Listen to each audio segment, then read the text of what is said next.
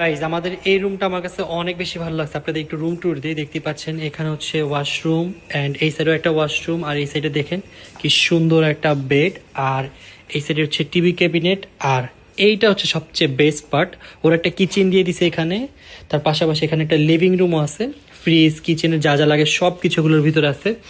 আর এইখান থেকে গাইজ অনেক সুন্দর একটা ভিউ পাওয়া যায়, পুরো পাতায়া সিটি দেখা যায়। আমার কাছে এটা অনেক বেশি ভালো লাগছে। গাইজ মাত্রই পৌঁছাইলাম আর এখনই আমরা ঘুরতে বের হয়ে যাবো। সো বাইক নিয়ে এখন পুরো পাতায়া সিটি ঘুরবো, চলো।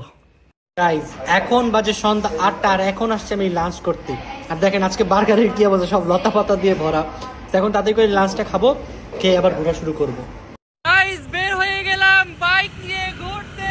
ওয়াও, কেমন লাগতেছে তোমার? অনেক অনেক অনেক ভালো, আমার ফেভারিট রোড এটা। ফাইনালি গাইজ অনেক দিন পর আমরা আমাদের ফেভারিট রোডে চলে আসছি। থাইল্যান্ডে এসে আইসক্রিম খাওয়া শুরু করে দিয়েছি, কারণ গাইজ এখানে আইসক্রিমগুলো এত বেশি মজা।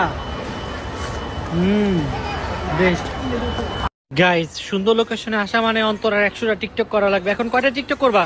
অনলি একটা করে দিব, অনলি একটা বিচার পাবা না, ওকে? এখন আমি অন্তরাকে টিকটক করে দিব, দেখি কেমন হয়। 3, 2, 1 এন্ড গো।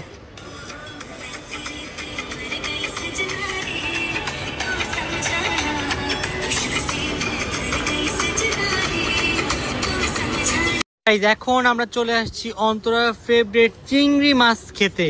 আমরা তো এখন আসছি অপারেশন করতে। তুমি অপারেশন করো, এখন আমি খাবো, তুমি কি খাবা না?